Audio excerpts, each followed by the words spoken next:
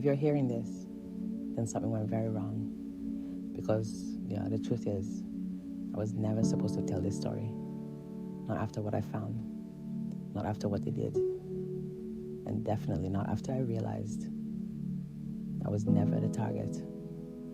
For a moment, everything went silent between us. The kind of silence that doesn't mean peace, but pressure, like something invisible was closing in from every direction, waiting for the exact second to break.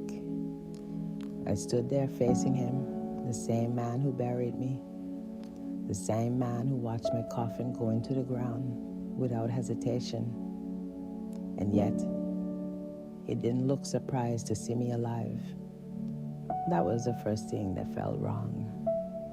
Not the betrayal, not the setup, not even the fact that I almost died, but the way he was looking at me now.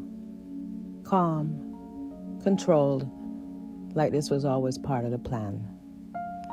You shouldn't have come here, he said finally, his voice steady, but sharper than before, like he was adjusting, recalculating, shifting the pieces in real time.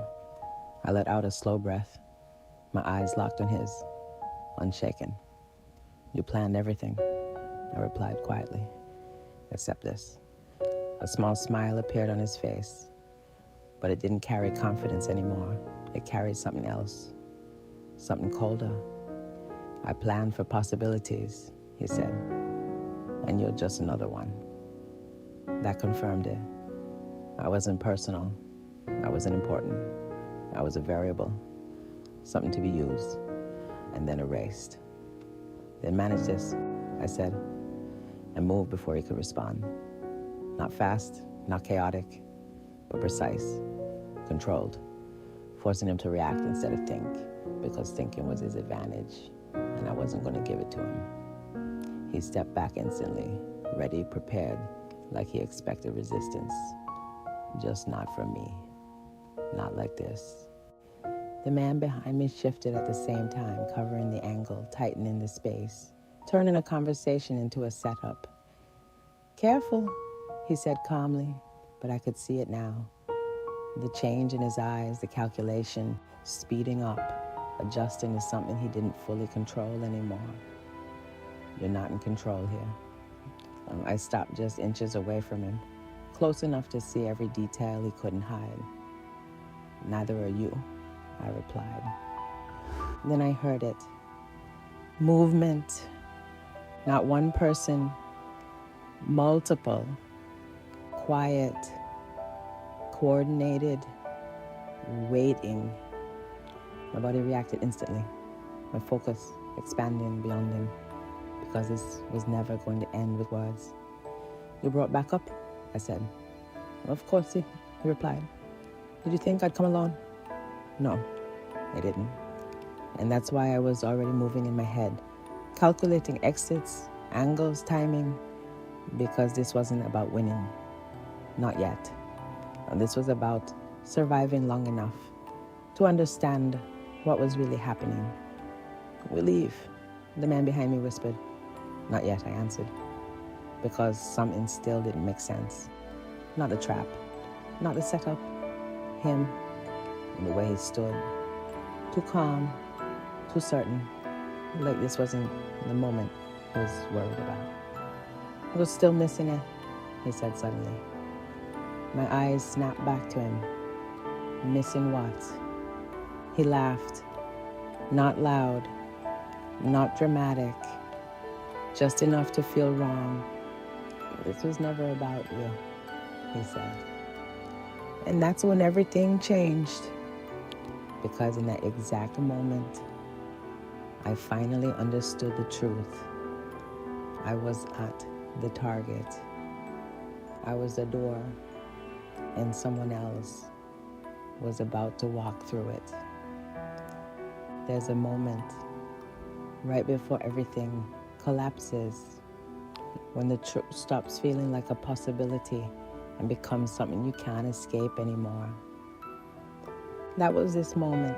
I didn't move. I didn't speak. I just stood there staring at him, replaying every word in my head, every detail, every connection. Because suddenly, the entire story I thought I understood felt too small, too simple, too convenient. I was the door, I said quietly, more to myself than to him. He didn't deny it. That was enough. My mind moved fast now, faster than before. I'm connecting everything in a way that made my chest tighten, not from fear, but from realization. The accident, the files, the accounts, the access I had without even knowing it. This was never about removing me. It was about getting through me. What did you open? I asked. He didn't answer immediately. And that silence said more than anything else. Behind me, I could feel it now. The presence closing in. Slow, controlled, patient. Like they weren't rushing because they didn't need to. They already believed this was over. They thought they had won. You're still thinking too small, he said finally. That irritated me. Not emotionally, strategically, because it meant there was still something I wasn't seeing, something bigger. Then show me, I said. He tilted his head slightly, studying me again, measuring how far I'd come since the moment they decided I should die. You already saw it, he replied.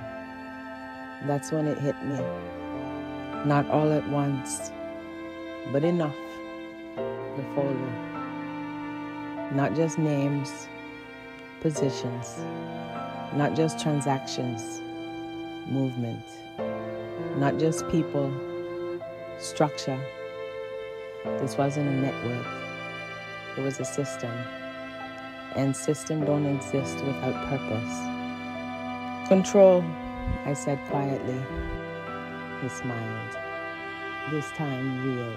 Now I was getting closer. Information, he corrected. Control comes after. The words settled deep because now everything made sense in a way I couldn't ignore anymore. I wasn't just connected to something dangerous. I was connected to something that wasn't supposed to be seen at all. And me, I asked, what was I in that system? He stepped closer, slow, deliberate, making sure I understood every second of it. You were access, he said. Simple, clean, final. I felt something shift inside me again, not breaking this time. Forming, because access works both ways. If they use me to get in, then I could use that same path to go deeper. You made a mistake, I said quietly. His expression didn't change. Did I? I held his gaze steady, unshaken. You should have made sure I never understood what I was part of. Another silence. Short, sharp, then a sound. Closer this time. Metal, a door, opening. Every instinct in my body locked in instantly. My attention shifting toward the source without breaking completely from him. Because this was it. This was the part he was waiting for. Slow footsteps echoed from inside the building. Measured, controlled, deliberate, like whoever was coming didn't need to rush, didn't need to hide. They wanted to be seen. The air changed. We could feel it. Power doesn't announce itself loudly. It arrives quietly and lets everything else adjust around it. The footsteps stopped. And then a voice, different, not his. Lower, colder, more dangerous. So, this is the one. I didn't turn immediately because something told me This was the moment everything shifts again. Not sideways, not slightly, completely. And whatever was standing behind me now was never part of the original plan. I didn't turn right away, not because I was afraid, but because I understood something instinctively, that whoever just walked in didn't need an introduction, didn't need to prove anything. The kind of presence that shifts the entire room without saying a word. And I wasn't going to give that power away too easily. I let a second pass, maybe two, just enough to steady my breathing, just enough to think, because thinking was the only thing keeping me alive now. Then I turned slowly, deliberately, and the moment I saw him, everything inside me went quiet again, not from shock this time, but from recognition, not of his face, but of what it represented. He didn't look dangerous. That was the first thing. No tension, no visible control, no signs of force. Just calm, too calm.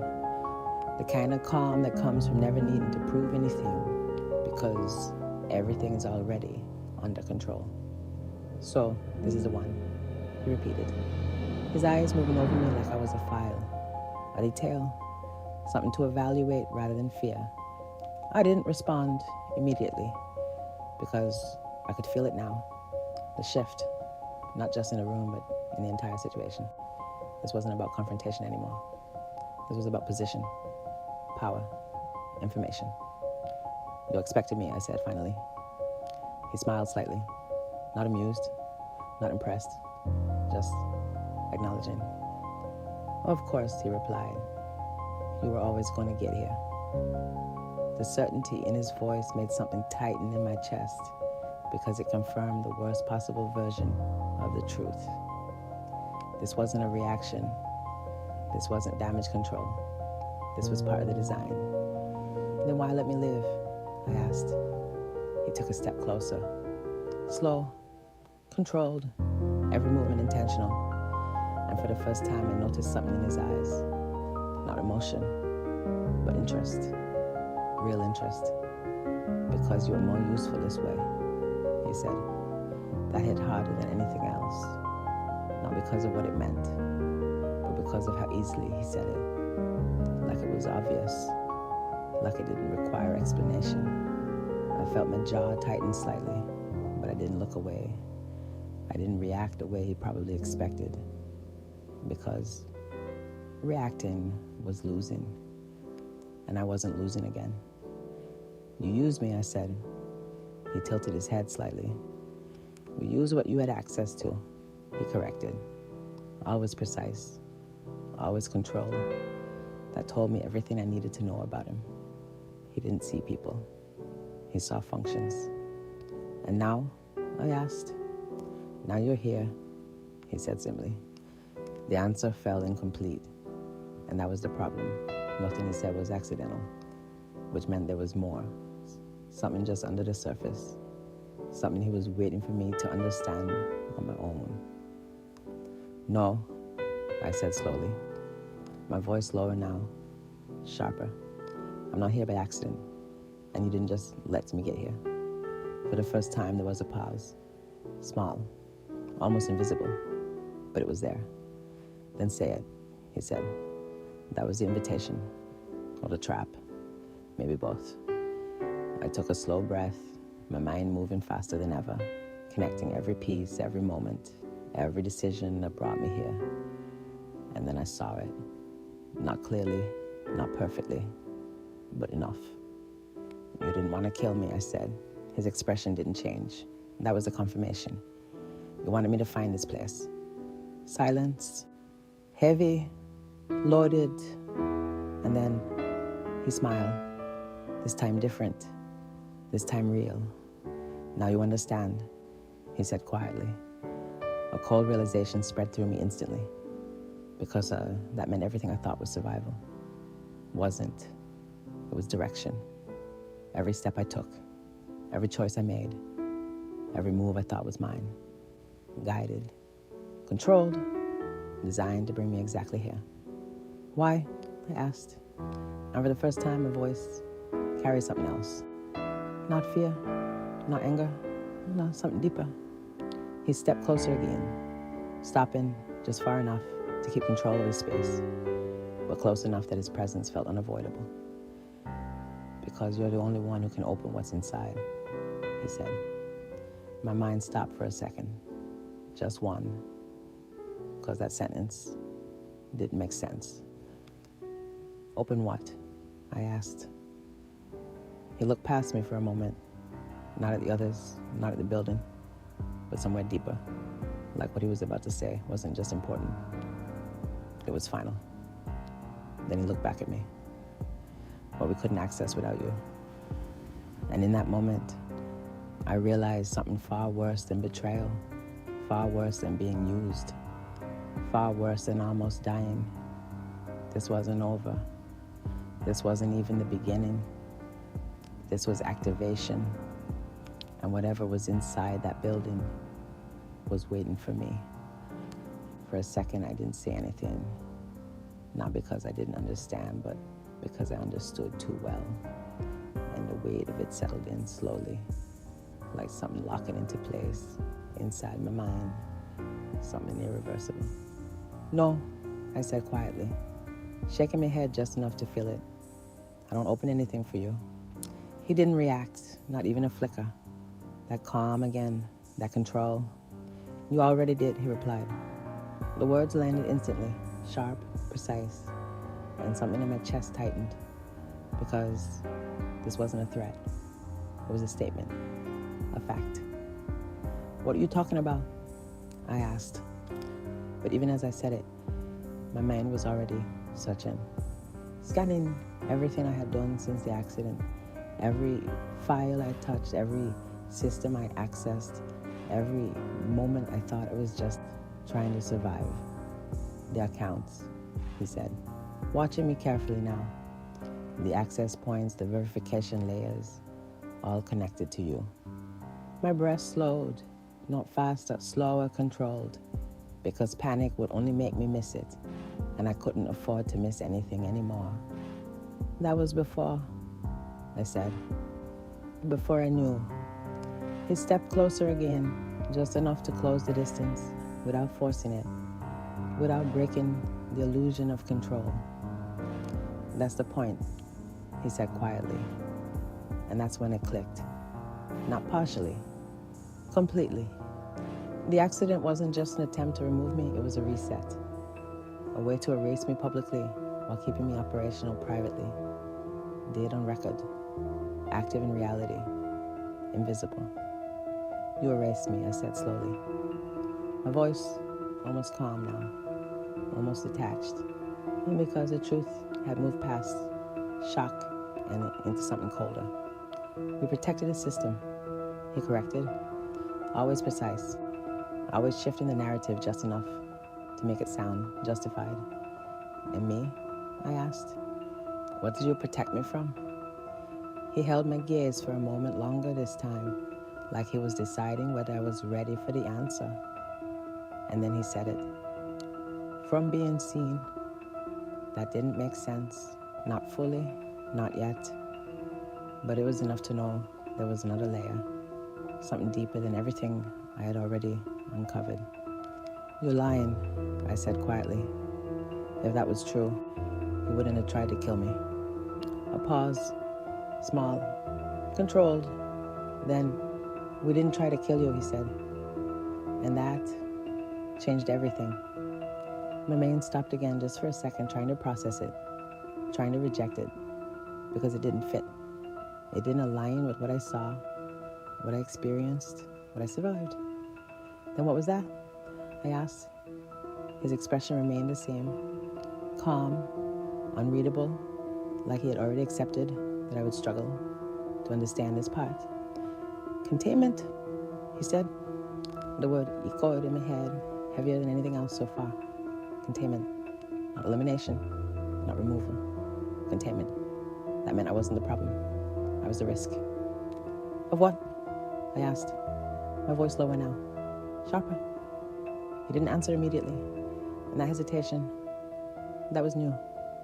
That was the first real crack I had seen. Of them finding you before we were ready, he said finally. Them. Not him. Not them here. Someone else. Something else. Bigger. My attention sharpened instantly. My body reacting before my thoughts. Fully caught up. Who are they? I asked. And this time, he didn't answer at all. Because he didn't have to. I felt it. Behind me. Closer than before. Different from the others. Not controlled. Not patient. Something else. A presence that didn't wait. It hunted. I didn't turn immediately. Not this time. Because whatever was behind me, I already felt it. Not like the others. Not controlled. Not calculated. Something else entirely. Something that didn't belong to the structure I had just started to understand, and that alone made it more dangerous. The air shifted again, heavier, sharper, like instinct itself was trying to warn me before my mind could catch up. "You feel it now?" he said quietly. And for the first time since this began, there was something different in his voice. Not control, not certainty. Something closer to caution. That was all I needed. I turned. Slowly. And what I saw didn't make sense at first. Not because it was unclear, but because it didn't match the pattern. It didn't fit the logic I had been building. And that's what made it worse. He stood there just a few steps away.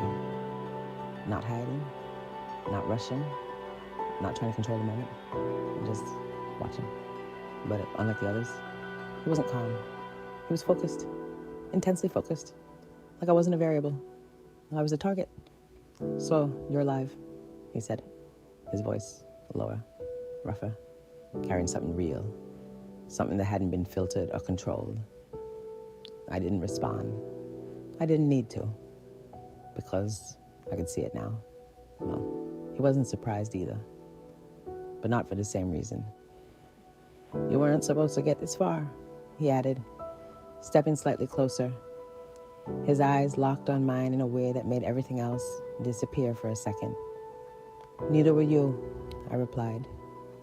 That got a reaction. Small, but real. His jaw tightened slightly, just enough to confirm what I needed. He wasn't part of them, not fully. "You're not with him," I said. He didn't answer. That was the answer. Behind me, I could feel it. The shift again. The tension tightening between the two sides, because now it wasn't just me caught in the middle.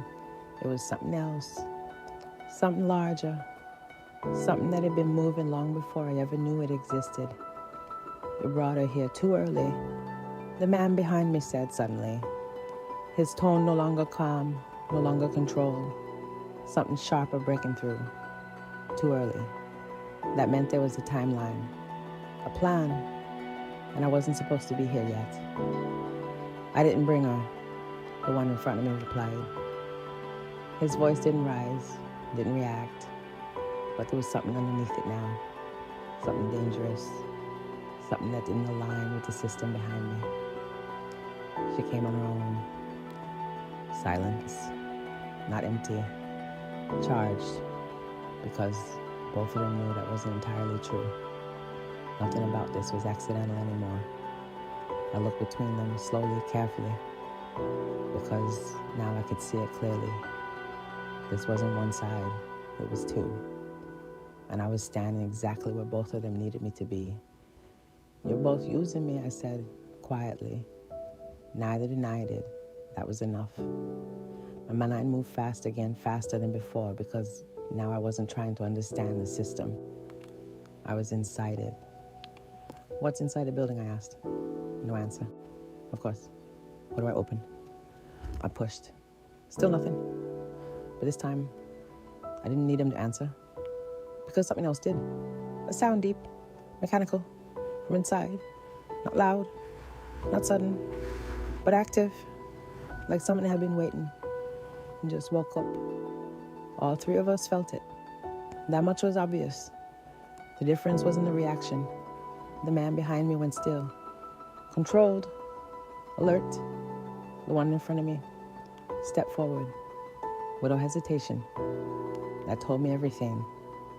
"You don't need me to open it," I said slowly. His eyes flickered just slightly. "Confirmation. It's already open," I finished.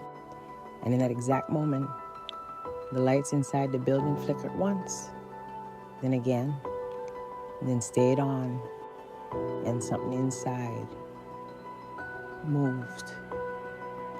The moment the lights stabilized, something changed, not just inside the building, but in all of us. Like whatever was hidden there just shifted from dormant to active, and suddenly every second mattered in a way it didn't before.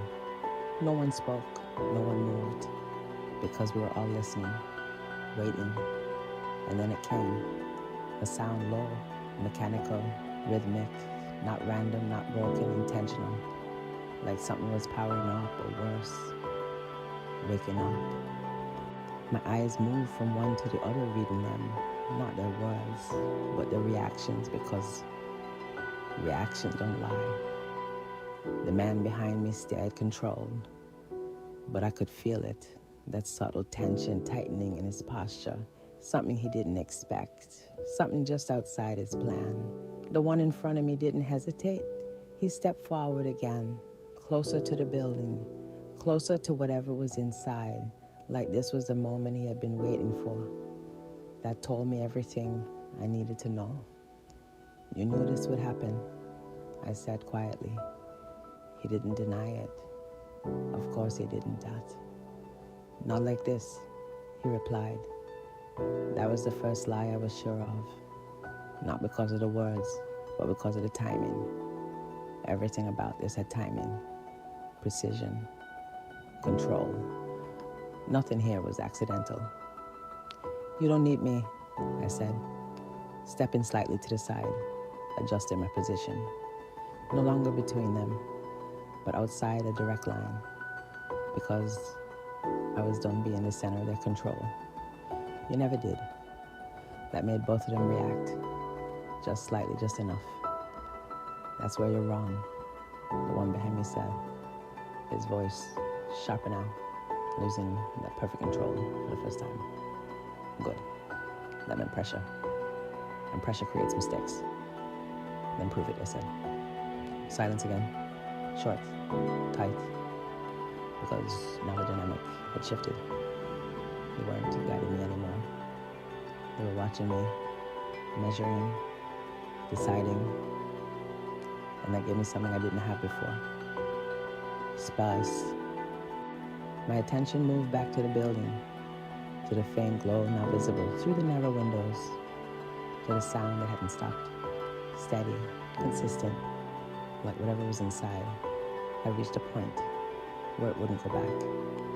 "What is it?" I asked, but this time not looking at them, not giving him the control of my attention. No answer.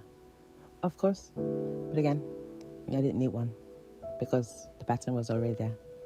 Access, systems, contentment, protection, something valuable enough to build everything around it, and dangerous enough to hide completely. "It's not data," I said slowly. That changed something, not much, but enough.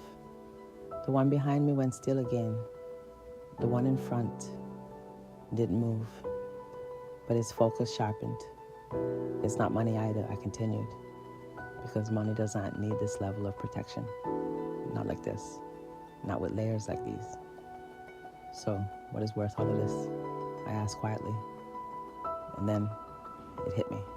Not from them, from the sound, the rhythm, the pattern, too consistent, too precise, too alive. My breath slowed, my thoughts narrowed. "It's not something you build," I said. "It's something you're keeping." Silence, heavier this time, because now I was close enough to matter, close enough to be dangerous again. "Say it," the one behind me said. I almost smiled, not because I was sure, but because I knew I was right. It's not a system, I said quietly. It's a subject. And in a moment, something inside the building responded. Not louder, not faster, but different. A shift in rhythm, a pause, followed by something else. Something that didn't sound mechanical anymore. Something that sounded rare. And for the first time since this began, I wasn't sure who was really in control.